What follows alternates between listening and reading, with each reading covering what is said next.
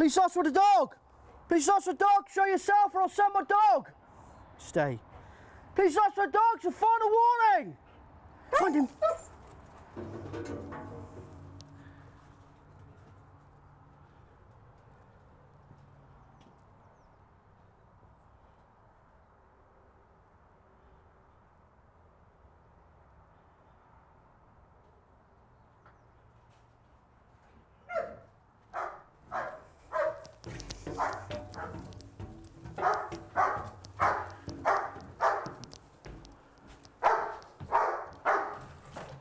Where's he, Bear? Watch him, Bear. Watch. Where's he? Good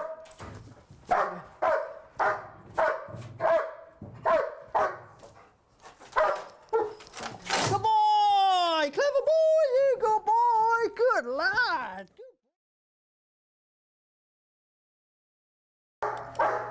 They look pretty scary, and their bark is enough to send criminals running. But these dogs are just doing their job. And when it comes down to it, they really are a policeman's best friend. Okay, so there's a picture of my first police dog. That's Zach. And he, 10 years ago, we sort of joined the dog section. And there's a real special bond with your first police dog. I think probably because you're sort of learning the ropes together. I was a new dog handler. Zach was a new dog. Police dog, so we sort of learnt together really. So I think you get a real special bond with your first police dog. And he worked till he was 9. Yeah, he was a fantastic dog. I couldn't have asked for anything better. The amount of prisoners he got and the bites and tracks. He was such a stubborn dog, never gave up, very intelligent. And he worked until he was about 9 years old. And then unfortunately he only had about 12 months retirement until he passed away. I think he sort of really gave up on life. I think he was born to work and loved it so much that when he had to stop doing it, he sort of declined very quickly really. So it was a real shame, but he was a fantastic dog and I loved working him. And you know, watching me going out with a new dog and having to leave him at home, I think he didn't like that very much. You know, you get a real special bond with your dog. You spend probably more time with your dog than you do with your family, and when you leave him behind and go to work with a new dog, it's very difficult, and they do struggle to cope with that. Police dogs often make the headlines, both for good and bad reasons. They seem to be surrounded by controversy, either for their bites or following the search for new homes for unneeded dogs. One recent article in the Daily Mail, however, stated that from 2010 to 2013, the police force unnecessarily put down 84 dogs. In a series of Freedom of Information requests, this investigation looked into how many dogs the police actually put down each year. There are currently over 1,500 dogs serving our country in the police force. From 2011 to 2012, 217 dogs retired.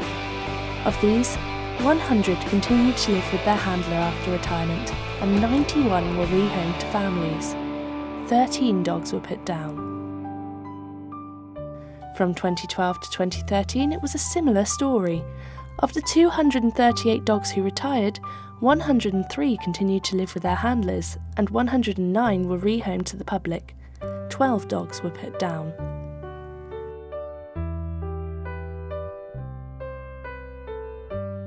From 2013 to March 2014, 263 dogs retired from our forces.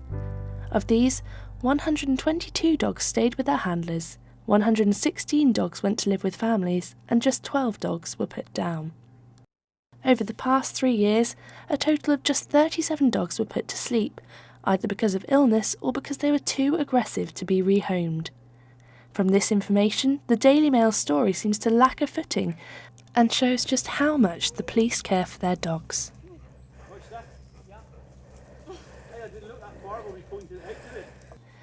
An important part of a police dog's life is its initial training, a process which will guide it through the rest of its working life. You've got to appreciate we work in a public domain. We could go down the street and send a dog after one criminal, and there could be other members of the public around, so we've got to be able to stop our dogs We've got to justify the bite that we're putting on that person, even if it's a criminal. And the obedience today, it's nothing different to what we'd expect from any normal member of the public with a dog. Okay, a responsible owner would have obedience in his dog. You'd expect somebody to make your dog sit, stay, maybe go in the down, okay, and come back to them when he call it. And as the police, we do that. People look up to the police a little bit and think that they are professional dog people, and we just take it a few steps further to get that control in our dogs, like the down, and you've seen it today, the down and walking past your dog and walking around your dog, to increase that steadiness in the dog just to sit. It could be that you catch some criminals in the street and you have to go up and search them as a dog handler. We work on our own, so it would be a case of bringing a dog, putting the dog in the down. You know that the dog's not going to move. You can then go up and search the criminals. But if one of them decided to run or attack you, which could be the fact, that dog could then deploy from there. So we need that obedience, is just replicating the control we require from our dogs on the street. That control is really put to the test in situations such as this, a protest in London in 2009. The police and their dogs are set to work in a potentially hostile situation, which could turn violent at any minute. In these situations, a dog may be authorised to bite an aggressive protester, another situation which the dog itself needs to be trained for. The bite work that we did today, the standoff, wasn't always in the licence, okay? ACPO Association Chief Police Officers brought that in. Basically, although we sent the dog with the same command to bite somebody, if they're running away, if the criminal decides, no, that dog's going to catch me, I'm going to stop, and they stop and face the dogs are trained to stand off. So the dog, in his own mind, although he's been sent to bite, has got to go, hang on a minute, that guy stopped, so I'm not really allowed to bite him now. But what they do, they come in really close, start barking at the person, and just keep them there and detain them enough time for you to catch up with them and put the dog on the lead and control him. So that's the idea of the standoff. Obviously the straight chase you've got is the dog just chasing after somebody and biting them, that they haven't stopped running, they just carry on running, the dog's chase them and bitten them and hold on to them for the policeman to get there. Yep. A little bit of a myth is that the dogs bite clothing. They don't bite clothing. If you've got a jacket on, they bite through your clothing. They bite as hard as they can. And if you could experience putting a sleeve on, okay, the big German sleeve I was wearing today, that's got what you call a bite bar in it, okay, so my arm's very well protected, so when they're actually biting, the pressure goes onto the bite bar. But the softer black sleeve I had on, the pressure comes onto your hand, and it is a lot of pressure coming down on there. And when these dogs are hitting you, they're hitting you at 20 plus miles an hour, and they pull you over, they just knock you to the floor. So and then go back to the obedience, we come in then, they're on somebody, we're the only person who can get that dog off that criminal, and once the dog's detained them, his job's done. We then got a bit of care to that criminal, we call the dog out, get him in the down, search a criminal and arrest him, and so that's the idea of the bite work that we did today, really. While general purpose dogs such as this one are trained to bite and to track, there are some other dogs on the scene. Meet Holly, a search dog. She might look cute, but she may well be a criminal's worst nightmare. Trained to sniff out multiple highly used drugs, including but not restricted to cocaine, cannabis, methadone and ketamine, she can also identify firearms, ammunition and cash.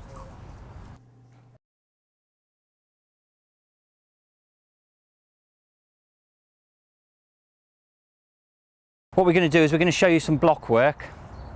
It's a simple training method, simple and effective way of teaching the dogs three things really. The first thing is probably to search. Some dogs don't naturally search, so what we would do is hide their tennis ball in one of the blocks and get them to try and find it, and that's the initial stage of training a search dog. The second good thing about block work is it's an easy way to introduce new substances. So as I've already mentioned, she's trained to find quite a lot of substances, and introducing a new substance each time, all we do is literally just put it on the blocks and hopefully she'll recognise the new scent and will indicate on it. We get a passive indication. What I mean by that is that the dog will just freeze and will just stop where the substance is. So she won't bite it, she won't scratch it. So obviously keeps the dog safe and keeps the substance for evidential reasons.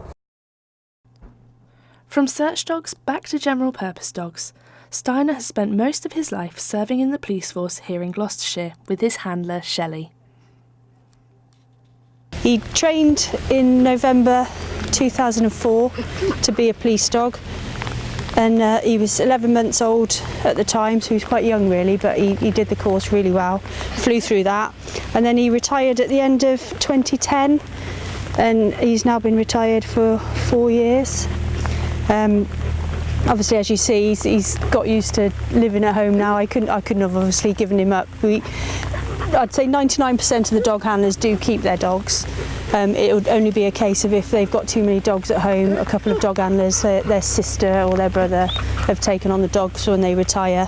We do have people that wait on a waiting list as well, so if someone can't keep their dog, they'll rehome. But as you can see, Steiner did nearly 7 years as a working police dog, and now he's adapted quite nicely to just being a family pet.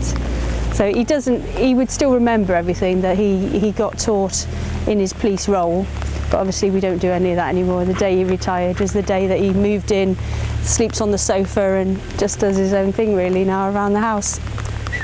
Steiner, come here. He's as good as gold, yeah. I think the good thing with Steiner is he did actually come from a family home, and I did meet the family that had him as a puppy.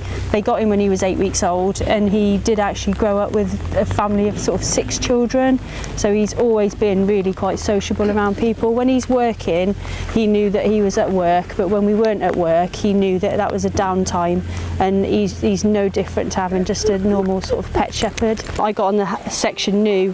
Steiner was my first dog that I got given, and we sort of grew and learnt together really, I guess, you know. And obviously he looked after me for many years. We went to some really scary jobs. We've been involved in a riot in 2005 in Cheltenham, and you know, the whole time of that he stood in front of me looking after me and all the other officers. There's no way, you know, it's my time now to look after him, I figure. They serve our country. They protect the public and our police officers. They keep our streets safe. But deep down, they still enjoy having fun. After years of serving us, it's only fair that police dogs get the reward they deserve.